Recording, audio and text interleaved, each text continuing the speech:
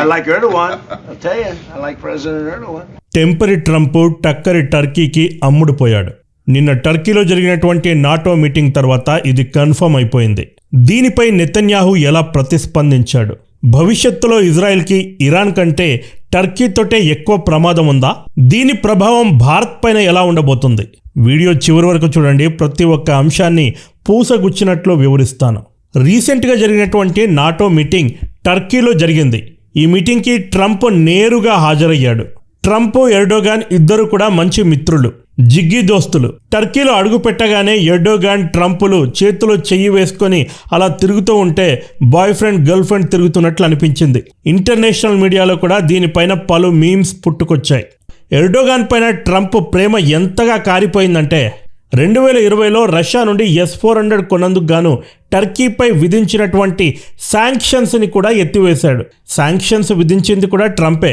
2020లో టర్కీపై శాంక్షన్స్తో పాటు F-35 programme నుండి కూడా మెడబట్టుకొని బయట గెంటేశాడు ట్రంప్. మరంతలో ఏం మార్పు వచ్చిందని టర్కీపై నుండి శాంక్షన్స్ ఎత్తివేశాడు ట్రంప్. అక్కడితో ఆగకుండా ఇజ్రాయెల్ని మధ్యలోకి తీసుకొచ్చాడు. నువ్వు వెళ్ళింది టర్కీ, నాటో గురించి మాట్లాడడానికి వెళ్ళావు. నాటో గురించి మాట్లాడుకొని ముగిస్తే అయిపోయేది. మధ్యలో ఇజ్రాయెల్ని ఎందుకు తీసుకొచ్చావు? ఇజ్రాయెల్ కూడా నీ మిత్రదేశమే కదా. ఇజ్రాయెల్ని ఇన్సల్ట్ చేస్తూ ట్రంప్ ఎంత ఘోరంగా మాట్లాడాడో ఒక్కసారి మీరే వినండి. Bibi said real things yesterday about Turkey and Erdogan. Actually ఈ కథనాన్ని తీసుకుంది టైమ్స్ ఆఫ్ ఇజ్రాయెల్ నుండి. నేను ఆ వీడియో చూశాను కాబట్టి చెప్తున్నాను. ట్రంప్ ఎగ్జాక్ట్గా ఏమన్నా అంటే Bibi said worse things yesterday about Turkey and Erdogan. కానీ టైమ్స్ ఆఫ్ ఇజ్రాయెల్ పత్రిక కదా, ఇజ్రాయెల్ గురించి బ్యాడ్గా రాయడానికి చేతులు రాలేదు కావచ్చు, అందుకే వర్స్ని రియల్ అని చేసింది. మీడియాలో ఇలాంటివి జరగకూడదు. జనాలకి ఉన్నట్టుగా సమాచారాన్ని అందజేయడం మీడియా పని. Bibi said worse things yesterday about Turkey and Erdogan. America టర్కీకి F-35 యుద్ధ విమానాలను ఇవ్వడానికి ఎట్టకేలకు అంగీకరించింది. ఈ వార్తలు వస్తున్న నేపథ్యంలో నెతన్యాహు టర్కీ గురించి, ఎర్డోగాన్ గురించి కొన్ని వ్యాఖ్యలు చేశాడు. ఏం చేశాడో అది కూడా చెప్తాను. ఈ వ్యాఖ్యల నేపథ్యంలో ట్రంప్ ఏమంటున్నా అంటే, నిన్న నెతన్యాహు బయటకే కాదు నాకు కూడా ఫోన్ చేసి టర్కీ గురించి చాలా వర్స్గా మాట్లాడాడు. ఆల్రెడీ ఇజ్రాయెల్కి టర్కీకి మధ్య పచ్చగడ్డి వేస్తే బగ్గుమంటుంది, ఇంకా పుల్లబెడుతున్నాడు.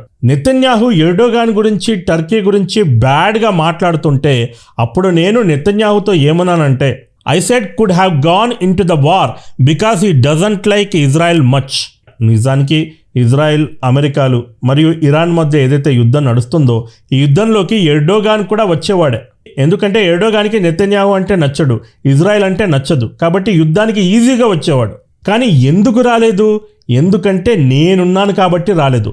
నా మీద గౌరవంతో యుద్ధంలోకి రాలేదు. యుద్ధంలోకి వస్తే కథ వేరేలా ఉండేది అంటున్నాడు. He doesn't like me very much, and he didn't go because of me. And this is a military power. Millions of soldiers. Turkey is very strong. They have a lot of our best equipment. They're trying to get the F-35s. Turkey is a military power. Millions of soldiers. Turkey ఒక శక్తివంతమైనటువంటి సైన్యాన్ని కలిగినటువంటి దేశము. Turkey సైన్యంలో కొన్ని millions కొద్ది soldiers ఉన్నారు. Turkey చాలా శక్తివంతమైన దేశం అంటున్నాడు. అంటే ఇజ్రాయెల్ వీకేనా ట్రంప్ ఉద్దేశం? They have a lot of our best equipment. టర్కీకి ఎలాగూ సైనికులు ఉన్నారు, టర్కీ తయారు చేసుకున్నటువంటి ఆయుధాలు ఉన్నాయి. అవి మాత్రమే కాకుండా మేము టర్కీకి సప్లై చేసినటువంటి హైలీ అడ్వాన్స్డ్ వెపన్స్ కూడా టర్కీ దగ్గర ఉన్నాయి. They are trying to get the F-35. కొద్ది రోజుల్లోనే F-35 కూడా కొనడానికి వాళ్ళు సిద్ధంగా ఉన్నారు, ఇవ్వడానికి నేను సిద్ధంగా ఉన్నాను. మేము ఇచ్చినటువంటి శక్తివంతమైన వెపన్స్తో టర్కీ ఆల్రెడీ ఫుల్ పవర్ఫుల్గా ఉంది. ఇక F-35 కూడా వస్తే మిడిల్ ఈస్ట్లో టర్కీని కొట్టేవాడే ఉండడు అని టర్కీకి భజన చేశాడు ట్రంప్. అక్కడితో ఆగకుండా he would have gone in and he would have been on the other side. ఇప్పుడే చెప్పాను కదా, ఎర్డోగాన్కి ఇజ్రాయెల్ అంటే నచ్చదు, నెతన్యాహు అంటే నచ్చదు. కాబట్టి యుద్ధంలోకి ఖచ్చితంగా వచ్చేవాడే, రావాలని ఉంది ఎర్డోగాన్కి. ఒకవేళ యుద్ధంలోకి వస్తే ఎటువైపు వచ్చేవాడట? ఇరాన్ వైపు వచ్చేవాడట. నెతన్యాహు పైన కోపం ఉంది కాబట్టి ఇరాన్ వైపు వెళ్ళాలని ఎర్డోగాన్కి ఉంది. కానీ ఇరాన్తో కలిసి ఎన్నటికీ కూడా ఎర్డోగాన్ యుద్ధం చేయడు. ఎందుకంటే ఇరాన్ ఒక దుర్మార్గమైన దేశం అని టర్కీకి తెలుసు కాబట్టి. ఇక్కడ ఇండైరెక్ట్గా ట్రంప్ ఏం చెప్తున్నా అంటే, నేను అడ్డుకుంటున్నాను కాబట్టి టర్కీ ఇజ్రాయెల్ పైన అటాక్ చేయకుండా ఇప్పటి వరకు ఉంది. నేను గనక చేయి తీస్తే టర్కీ ఇజ్రాయెల్ పైన ఎప్పుడు అటాక్ చేసేది. ఎందుకంటే ఎర్డోగాన్కి నెతన్యాహు అంటే ఇష్టం లేదు. ఇజ్రాయెల్ అంటే ఇష్టం లేదని చెప్పి ఇజ్రాయెల్ని తక్కువ చేసి మాట్లాడుతున్నాడు. నిజానికి యుద్ధంలోకి రావాలని కానీ ఇరాన్తో కలిసి యుద్ధం చేయాలని కానీ ఎర్డోగాన్ ఇప్పటి వరకు కూడా ఎప్పుడు కూడా అలాంటి స్టేట్మెంట్ ఇవ్వలేదు. ప్రపంచంలోనే అగ్రరాజ్యం అని చెప్పుకునే ఒక దేశానికి అధ్యక్షుడిగా ఉన్నటువంటి నువ్వు ఇలాంటి అర్థం పర్థం లేని అన్నెసెసరీ స్టేట్మెంట్స్ ఇవ్వడం ఎంతవరకు సబబు చెప్పండి. నిజంగానే ట్రంప్కి చిప్పు దొబ్బినట్టుంది. నిన్న వీడియోలు చూసారా మీరు? ఇస్లామిక్ రిపబ్లిక్ ఆఫ్ ఇరాన్ బదులు ఇస్లామిక్ రిపబ్లిక్ ఆఫ్ జపాన్ అంటున్నాడు. 11 missile shot by the Islamic Republic of Japan. Middle ఈస్ట్లో జపాన్ 110 మిసైల్స్తో అటాక్ చేసిందట. అక్కడితో ఆగకుండా బుడ్డోడితో ఒక మీటింగ్ పెట్టుకొని బుడ్డోడు ముందరున్నాడు, మీరు కావాలంటే ఈ పుత్తిని అడగండి అని బుడ్డోడి వైపు చేయి చూపెడుతున్నాడు. You have a question for President Putin, please? Пане президенте, чи можете ви Do you have a question for President Putin? Not Zelensky. Putin. వెంటనే తప్పుగా మాట్లాడని రియలైజ్ అయిన ట్రంప్, పుతిన్ అడగండి, జెలెన్స్కీ ఇదిగోండి నా ముందరే ఉన్నాడని చెప్పి ట్విస్ట్ చేసే ప్రయత్నం చేశాడు. కానీ అప్పటికే జరగాల్సిన డ్యామేజ్ జరిగిపోయింది అనుకోండి. ట్రంప్ ఏం మాట్లాడుతున్నాడో అతడికి అర్థం కావట్లేదు. ఒక పిచ్చోని తీసుకొచ్చి దేశానికి అధ్యక్షుని చేశారు. నిజంగా అమెరికా పైన నాకు అప్పుడప్పుడు జాలి వస్తుంది. ఇంత పెద్ద అగ్రరాజ్యం అని చెప్పుకుంటారు, ఇంత శక్తివంతమైన దేశం అని చెప్పుకుంటారు, మీ దేశాన్ని పరిపాలించడానికి ఒక నాయకుడే దొరకట్లేదా? మొన్నటి వరకేమో ఐస్ క్రీమ్ బేబీ, ఇప్పుడేమో ఈ మెంటల్ బేబీ. అమెరికాలో డీప్ స్టేట్ ఎంత స్ట్రాంగ్గా ఉందో అర్థమవుతుంది. శక్తివంతమైన నాయకులు కనుక గద్దెపై కూర్చుంటే వీళ్ళ ఆటలు సాగవు. కాబట్టి ఇలాంటి పిచ్చోళ్ళని చైర్ పైన కూర్చుండబెట్టి వెనక నుంచి వాళ్ళు మొత్తం కూడా గేమ్ నడిపిస్తూ ఉంటారు. నాటో మీటింగ్కి ఒక రోజు ముందే నెతన్యాహు ప్రెస్ మీట్ పెట్టి మరీ ట్రంప్ని వార్న్ చేశాడు. ఎట్టి పరిస్థితుల్లోనూ మీరు F-35 యుద్ధ విమానాలు మాత్రం టర్కీకి ఇవ్వకూడదు. ఇరాన్ ఎలాగైతే కట్టర్ ఇస్లామిక్ టెర్రరిస్ట్ కంట్రీయో సేమ్ అలాగే టర్కీ కూడా కట్టర్ ఇస్లామిక్ టెర్రరిస్ట్ కంట్రీ. ఏమన్నాడు నెతన్యాహు? ఇరాన్ ఎలాగైతే పార్లమెంటులో డెత్ టు అమెరికా అని నినాదాలు చేసిందో సేమ్ అలాగే పలుమార్లు టర్కీ నుంచి కూడా ఇదే నినాదాన్ని వ్యక్తం చేశారు. అక్కడి ప్రజల్లో నరాన అమెరికా పైన ద్వేషం ఉంది. అలాంటి దేశానికి F-35 యుద్ధ విమానాలని ఎలా ఇస్తారు మీరు అని నెతన్యాహు అడిగాడు. F-35 యుద్ధ విమానాలతో పాటు F-110 ఫైటర్ జెట్ ఇంజిన్స్ని కూడా టర్కీకి ఇవ్వడానికి ట్రంప్ ఆల్మోస్ట్ ఓకే చెప్పాడు. కొద్ది రోజుల్లో అఫీషియల్గా దీన్ని ధృవీకరించే అవకాశాలు పుష్కలంగా ఉన్నాయి. దీనిపైన ట్రంప్ని ఒక విలేకరు అడిగితే నా మిత్రుని సాటిస్ఫై చేయడానికి ఈ మాత్రమైనా చేయకూడదా అంటున్నాడు.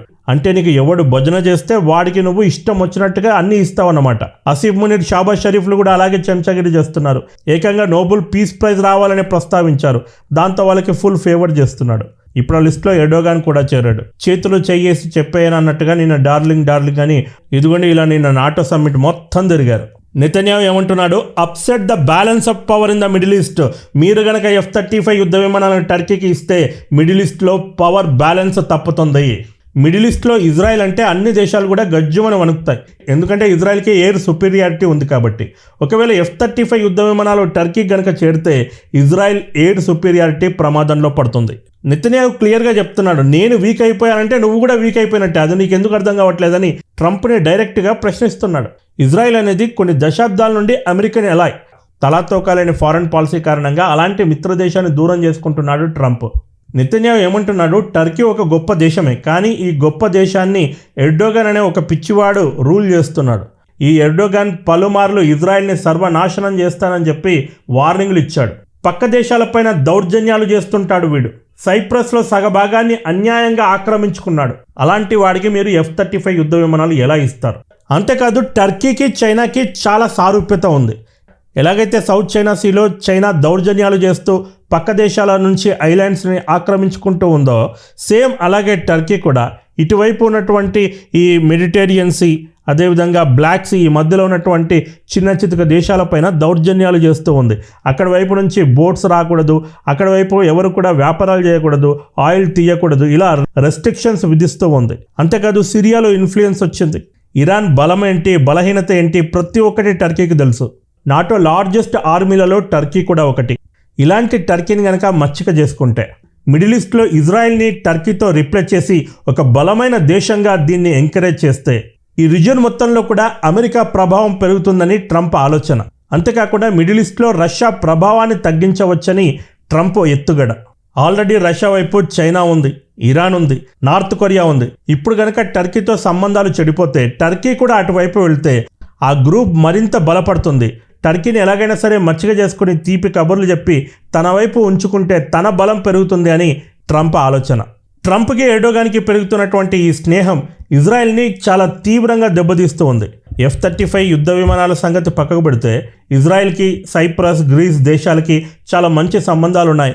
వీళ్ళు గ్యాస్ నిక్షేపాలను వెలికి తీయడం కానీ, షిప్పింగ్ లేన్స్ కానీ, ఎనర్జీ ఫెసిలిటీస్ కానీ అనేక ప్రాజెక్ట్స్ కంబైన్డ్గా చేస్తూ ఉన్నారు. ఇప్పుడు కనుక టర్కీ బలపడితే సైప్రస్, గ్రీస్లను ఖచ్చితంగా అది ఆక్రమించుకుంటుంది, దౌర్జన్యానికి దిగుతుంది. అక్కడ కనుక టర్కీ తిష్ట వేస్తే ఇజ్రాయెల్ పెట్టినటువంటి పెట్టుబడులు మొత్తం కూడా మునిగిపోతాయి. ఇజ్రాయెల్ తన మిత్ర దేశాలను కోల్పోతుంది, డిప్లొమాటిక్గా వీక్ అవుతుంది. నిన్న జరిగినటువంటి నాటో మీటింగ్ ఏదైతే ఉందో అది ఒక నాటో మీటింగ్లా నాకు ఎక్కడా కనిపించలేదు. టర్కీ యొక్క శక్తి ప్రదర్శనలాగా అనిపించింది. F-35 డీల్ కనుక ఓకే అయితే ఎర్డోగన్ కాలర్ ఎగరేసుకొని చెప్తాడు, చూసారా అమెరికాను ఎదిరించి రష్యా నుండి S-400 కొన్నాను, at the same time America నుంచి F-35 యుద్ధ విమానాలను కూడా కొన్నాను, అది నా పవర్ అని కాలర్ ఎగరేసుకొని చెప్తాడు ఎర్డోగన్. నిన్న ట్రంప్ మాట్లాడిన మాటలతో ఒక విషయం మాత్రం స్పష్టమైపోయింది. మిడిల్ ఈస్ట్లో అమెరికా తన యొక్క ఫారెన్ పాలసీని మెల్లిమెల్లిగా చేంజ్ చేస్తూ ఉంది. అమెరికా వైఖరిలో మార్పు కనిపిస్తుంది. మెల్లిమెల్లిగా ఇజ్రాయెల్ని దూరం పెట్టి ఇజ్రాయెల్ స్థానంలో టర్కీని తీసుకురావాలని ట్రంప్ గుంటనక్క ప్లాన్లు వేస్తున్నాడు. గొర్రె కషాయవాన్ని నమ్ముతుందట. ట్రంప్ ఆలోచన ధోరణి కూడా అలాగే ఉంది. హమాస్, హిజ్బుల్లాలకి వెపన్స్ని, డబ్బుని ఒక్క ఇరాన్ మాత్రమే సప్లై చేస్తుందని నమ్మితే గనక మనంత పిచ్చివాళ్ళు ఇంకెవరు లేరు. వీళ్ళ వెనక టర్కీ కూడా ఉంది. వాళ్ళ మీదున్న ప్రేమతో టర్కీ ఈ సహాయం చేయలేదు. ఇజ్రాయెల్ పైన ఉన్న ద్వేషంతో టర్కీ ఈ సహాయం చేసింది. ఇజ్రాయెల్ని నామరూపం లేకుండా సర్వనాశనం చేయడం వీళ్ళ ప్రధాన ధ్యేయం. టెర్రరిస్టులను పెంచి పోషించే ఒక దేశానికి ఏకంగా F-35 యుద్ధ విమానాలను ఇవ్వడానికి ట్రంప్ ఇప్పుడు ఓకే అవుతున్నాడు. మిడిల్ ఈస్ట్లో జరుగుతున్నటువంటి ఈ పొలిటికల్ గేమ్లో టర్కీని ముందరికి తీసుకొచ్చి ట్రంప్ ఒక ప్రమాదకరమైన గేమ్ ఆడుతున్నాడు. ఒకవేళ టర్కీ కనుక బలపడితే ఇది ఇజ్రాయెల్కి సెక్యూరిటీ ప్రాబ్లం మాత్రమే కాదు, అమెరికా హ్యాండ్ ఇచ్చిందని కూడా అర్థం చేసుకోవాలి. ఒక వారం రోజుల క్రిందటే నేను ఈ వీడియో చేశాను. అమెరికా అవసరం లేకుండానే మన యుద్ధాన్ని మనమే చేసేలా శక్తివంతంగా ఎదగాలి, మన వెపన్స్ మనమే తయారు చేసుకోవాలి, మన ఏర్పాట్లు మనమే చూసుకోవాలని నెతన్యాహు ఓపెన్గా స్టేట్మెంట్ ఇచ్చాడు. మెల్లిమెల్లిగా మారుతున్న అమెరికా వైఖరిని దృష్టిలో పెట్టుకునే నెతన్యాహు ఆ స్టేట్మెంట్ ఇచ్చాడని ఇప్పుడు అర్థమవుతుంది. ఒక టర్కీ పై నుంచి మాత్రమే కాదు, సిరియా పై నుండి కూడా శాంక్షన్స్ ఎత్తివేస్తూ ట్రంప్ నిన్న సంచలన నిర్ణయం తీసుకున్నాడు. సిరియాని ఇప్పుడు అహ్మద్ అల్ షరా అనే వ్యక్తి పరిపాలిస్తున్నాడు. ఇంటరిమ్ ప్రెసిడెంట్గా ఉన్నాడు. బషర్ అల్ అసద్ పైన తిరుగుబాటు చేసినటువంటి రెబెల్ గ్రూప్ నాయకుడు ఇతడు. HTS అనే గ్రూప్ లీడర్. ఈ HTS అనేది ఎలా పుట్టిందండి? అల్ ఖైదాతో సంబంధాలు పెట్టుకొని పుట్టింది. ఇది ఒక టెర్రరిస్ట్ గ్రూప్. కొన్ని సంవత్సరాల క్రితం ఇదే అమెరికా ఇదే అల్ షరా పైన ఒక టెర్రరిస్ట్గా ముద్ర వేస్తూ శాంక్షన్స్ విధించింది అమెరికా. అలాంటి అల్ షరాని పక్కన కూర్చోబెట్టుకొని సిరియా పై నుండి శాంక్షన్స్ మొత్తం ఎత్తివేస్తున్నాను, you have done a great job, చాలా అద్భుతంగా ఉంది నీ పనితీరు, అందుకే శాంక్షన్స్ ఎత్తివేస్తున్నాను అన్నాడు. ఈ అల్ షరా ఏ గ్రూప్కి అయితే నాయకుడో, ఈ HTS టెర్రరిస్ట్ గ్రూప్, ఈ గ్రూప్ పైన యునైటెడ్ నేషన్స్లో పలు కంప్లైంట్స్ ఉన్నాయి. ఇష్టం వచ్చినట్లుగా జనాల్ని చంపారు, మహిళల్ని రేప్ చేశారు. అలాంటి ఒక టెర్రరిస్ట్ని పక్క కూర్చోబెట్టుకొని శాంక్షన్స్ ఎత్తివేశాడు ట్రంప్. అంటే అమెరికా తన ప్రయోజనాల కోసం ఎంతకైనా దిగజారుతుంది. ఇంతకీ ఈ టాపిక్లోకి సిరియా ఎందుకు వచ్చింది ప్రశాంత్ అని మీరు నన్ను అడగొచ్చు. పేరుకే అది సిరియా, ఇప్పుడు అది టర్కీ యొక్క పప్పెట్ రాజ్యం. అసద్ గవర్నమెంట్ ఉండేది. ఈ అసద్ కాలంలో సిరియా రష్యాకి పప్పెట్ దేశంగా ఉండేది. సిరియాకి పుతిన్ బిగ్ బాస్గా ఉండేవాడు. ఈ సిరియాకి టర్కీకి మధ్య ఇడ్లిబ్ ప్రావిన్స్ అనేది ఉండేది. ఈ ఇడ్లిబ్ ప్రావిన్స్కి టర్కీ ప్రొటెక్టరేట్గా ఉండేది. అంటే అక్కడి జనాల్ని ప్రొటెక్ట్ చేయడం టర్కీ యొక్క పని. కానీ టర్కీ ఏం చేసింది, అక్కడి జనాలకి మిలిటరీ శిక్షణ ఇచ్చి రెబెల్స్గా రెచ్చగొట్టి వాళ్ళని టెర్రరిస్ట్ గ్రూపులుగా తయారు చేసింది. The Syrian national army SNA, HTS ఈ రెండు గ్రూపులను కూడా పెంచి పోషించింది టర్కీయే.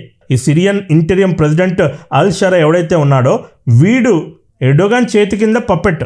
వీడిని పుట్టించిందే ఎర్డోగాన్. మీరు గమనిస్తే గనక అసద్ గవర్నమెంట్ పైన ఏదైతే తిరుగుబాటు స్టార్ట్ అయిందో ఈ ఇడ్లిబ్ రీజియన్ నుంచే స్టార్ట్ అయింది.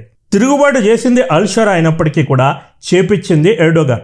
సిరియా నుంచి అసద్ గవర్నమెంట్ని తీసివేయొచ్చని ట్రంప్ కలలో కూడా ఊహించలేదు. అసాధ్యాన్ని సుసాధ్యం చేసి చూపెట్టాడు ఎర్డోగాన్.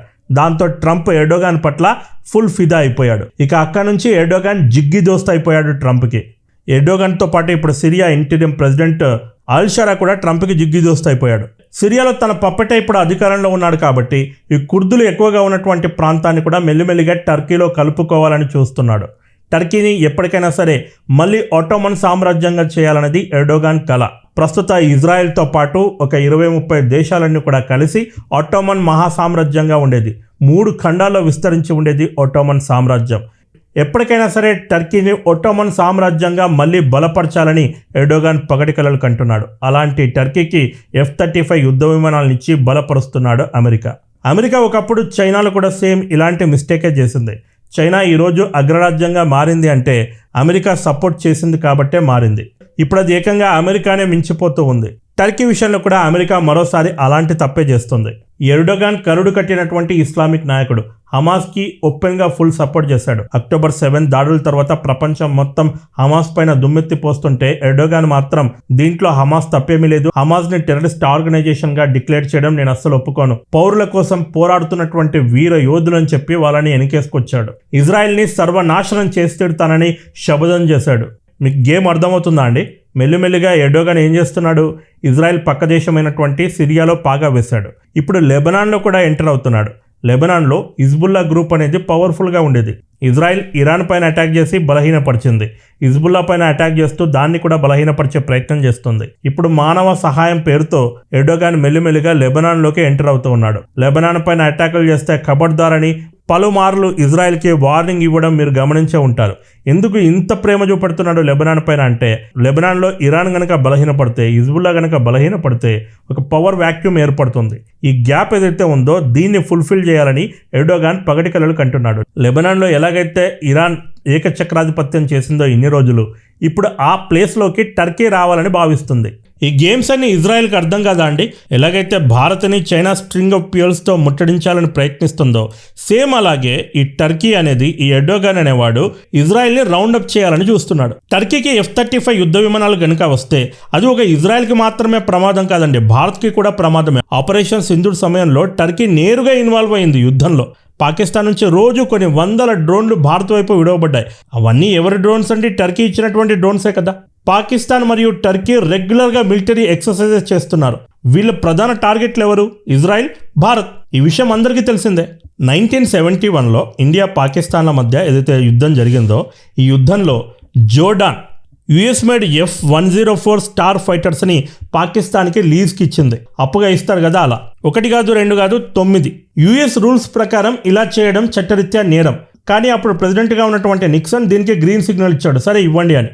అంటే ఇండైరెక్ట్గా పాకిస్తాన్కి ఇటు జోర్డాన్ అటు అమెరికా సపోర్ట్ చేశాయి. అంతెందుకు ఆపరేషన్ సింధూర్ సమయంలో కూడా F-16 యుద్ధ విమానాలని పాకిస్తాన్ ఉపయోగించింది.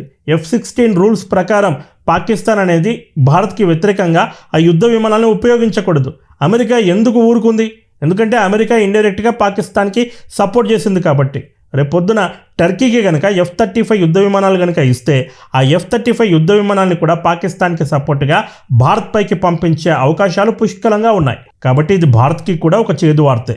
ఆల్రెడీ ట్రంప్ సపోర్ట్ ఇస్తున్నాడు, నాటో దేశాలు సపోర్ట్ ఇస్తున్నాయి. వీళ్ళందరి సపోర్ట్ చూసుకొని ఎర్డోగాన్ నిన్న చెలరేగిపోయాడు. ఏమంటున్నాడు? మిడిల్ ఈస్ట్లో ఉన్నటువంటి కంట్రీస్ దగ్గర వేరే డోమ్స్ ఉండొచ్చు, మా దగ్గర స్టీల్ డోమ్ ఉంది అని చెప్పి నేరుగా ఇజ్రాయెల్ పైన సెటైర్లు వేశాడు. టర్కీ దగ్గర ఉన్నటువంటి అడ్వాంటేజ్ ఏంటంటే తన ఎయిర్ డిఫెన్స్ సిస్టమ్ కానీ తన వెపన్స్ కానీ ఓన్గా తయారు చేసుకుంటుంది.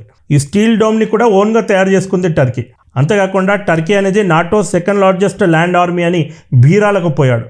చెప్తున్నాను కదా, నిన్న జరిగింది ఒక నాటో మీటింగ్ కాదు, టర్కీ యొక్క బల ప్రదర్శన మీటింగ్. దానికి భజంత్రీలు కొట్టడానికి ట్రంప్ వెళ్ళాడు. అమెరికా అధ్యక్ష పదవి పరువును తీస్తున్నాడు ట్రంప్.